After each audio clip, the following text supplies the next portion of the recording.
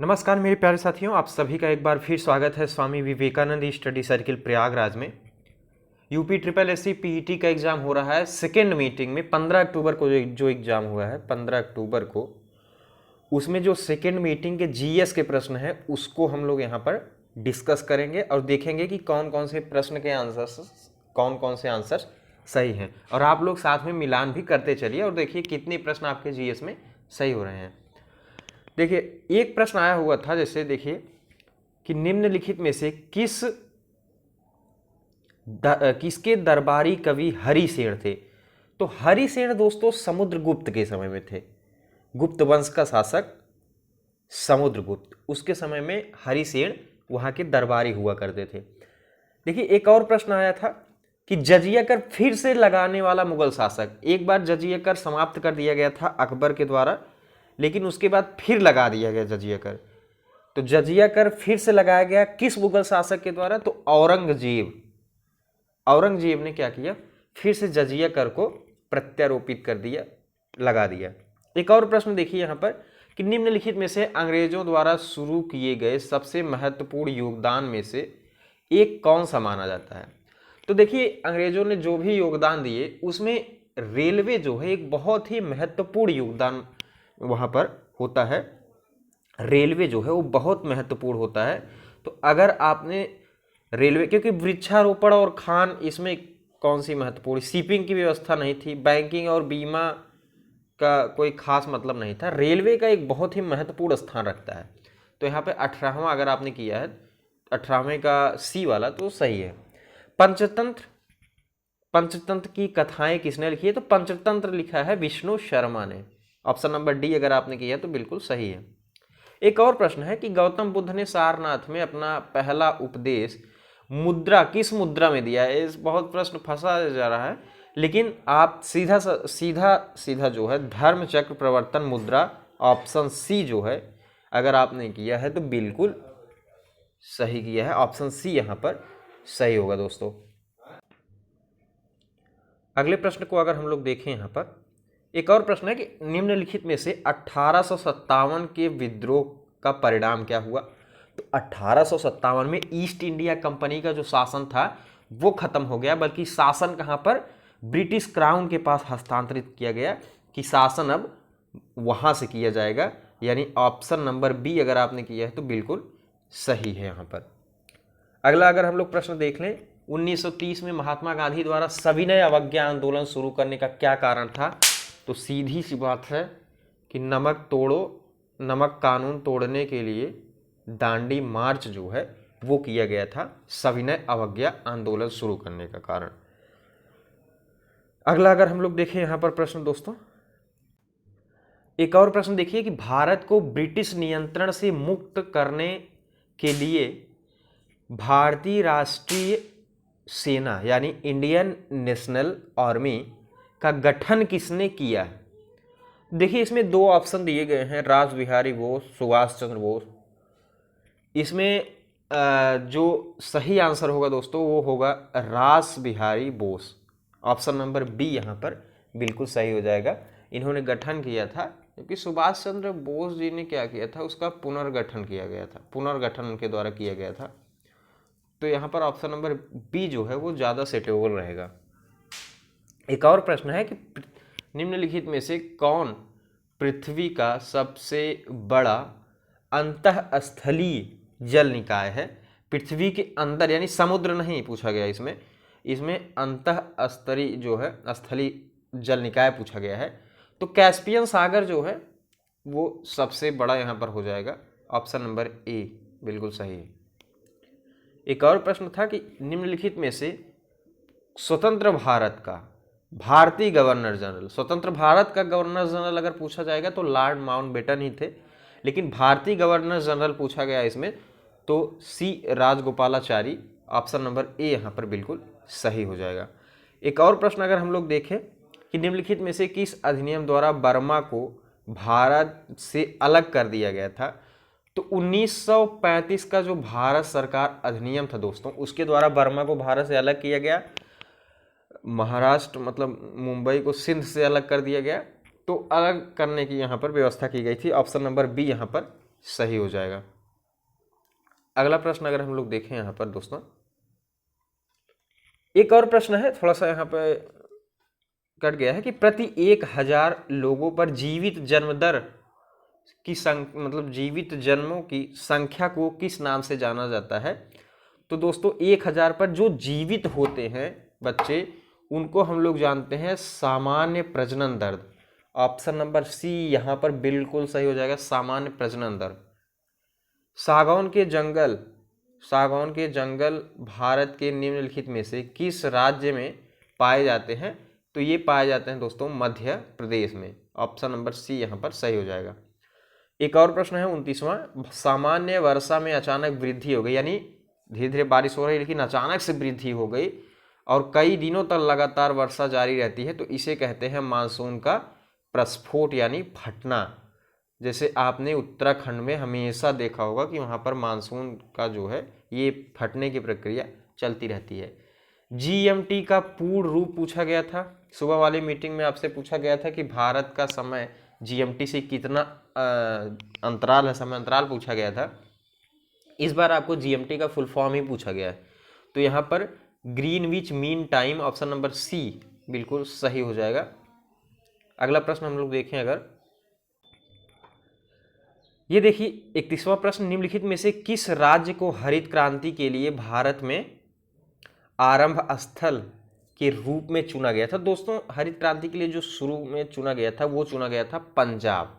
Option number B यहाँ पर सही हो जाएगा, पंजाब। अगला एक और प्रश्न है कि 1969 में जब बैंकों का राष्ट्रीयकरण हुआ, निजी बैंकों का, तो कितने बैंक शामिल थे उसमें। तो उसमें बैंक थे 14 बैंक, और उस समय प्रधानमंत्री इंदिरा गांधी जी ने क्या किया, सभी निजी बैंकों का 14 निजी बैंकों का क्या कर दिया, नेशनलाइजेशन कर दिया, राष्ट्रीयकरण कर दिया। 1991 के आर्थिक सुधारों के बाद उद्योग विशेष रूप से सार्वजनिक क्षेत्र के लिए आरक्षित कर दिए गए, सार्वजनिक यानी पब्लिक सेक्टर के लिए आरक्षित किए गए, तो वो है संचार। Option number D. एक और प्रश्न पूछा गया, योजना आयोग के अंतिम उपाध्यक्ष, योजना आयोग के अंतिम उपाध्यक्ष यानी 2015 में जो थे वो श्री मोन्टेग सिंह अहलूवालिया थे। और अगर अध्यक्ष पूछा जाएगा तो उस समय के पीएम ही अध्यक्ष होते हैं हमेशा, योजना आयोग या नीति आयोग हुआ, तो योजना आयोग के अध्यक्ष उस समय नरेंद्र मोदी जी थे। आपसे पूछा भी जा सकता है आगे आने वाले शिफ्ट्स में। अगला प्रश्न देखें 35वें में कि निम्नलिखित में से कौन सा क्षेत्र भारत का सबसे बड़ा नियोक्ता है। तो यहाँ पे प्राथमिक क्षेत्र हो जाएगा, जिसमें कृषि, खनन ये सब आता है, यहाँ पे प्राथमिक क्षेत्र हो जाएगा, ऑप्शन नंबर बी।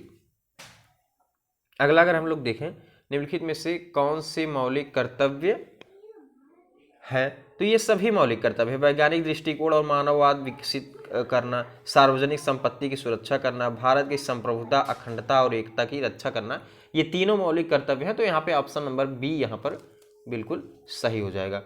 अगला अगर हम लोग प्रश्न यहाँ पर देखें, एक और प्रश्न पूछा गया था कि निम्नलिखित में से कौन सा अनुच्छेद अल्पसंख्यकों के हितों का संरक्षण के लिए है। तो यहाँ पे ऑप्शन नंबर आपका डी हो जाएगा, अनुच्छेद 29।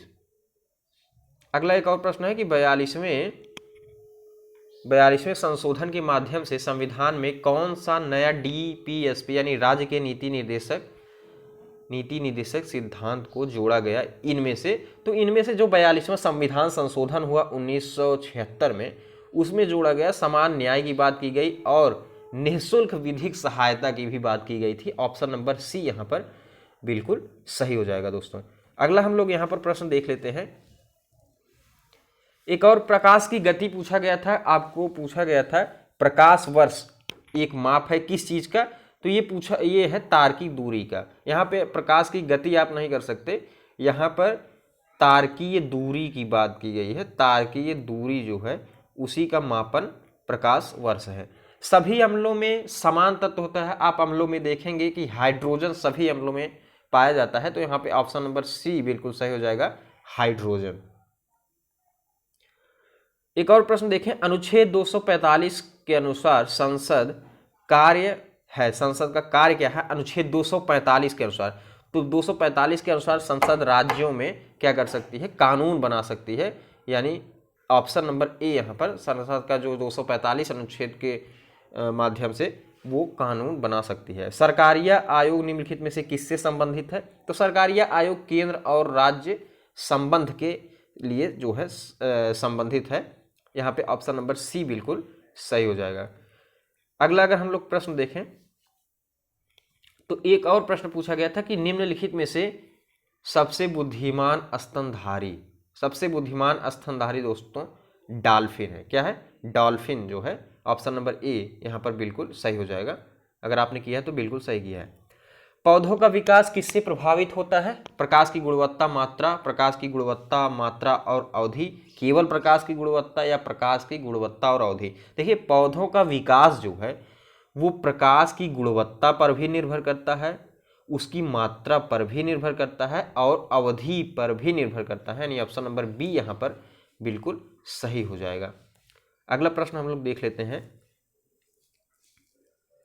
एक और प्रश्न आया हुआ था कि भारत गौरव पर्यटक ट्रेन को जून 2022 में रामायण सर्किट के हिस्से के रूप में भारत और किस देश के बीच हरी झंडी दिखाकर रवाना किया गया? तो रामायण सर्किट ये जनकपुरी तक, अयोध्या से जनकपुरी तक, तो ये हो जाएगा आपका नेपाल। ऑप्शन नंबर सी यहाँ पर सही हो जाएगा। नेपाल के बीच जो है ये ट्रेन जो है चलाई गई। भारत ने दोनों देशों के बीच मजबूत और दीर्घकालिक साझेदारी के निर्माण के लिए चल रहे प्रयासों के तहत निम्नलिखित में से किस देश को 75 एम्बुलेंस और 17 स्कूल बसें उपहार में दी है? तो वो हो जाएगा दोस्तों नेपाल। Option number A. यहाँ पे जो भी दोनों देश पूछे गए हैं उसमें नेपाल ऑप्शन जो है वो सही हो जाएगा। अगला प्रश्न हम लोग अगर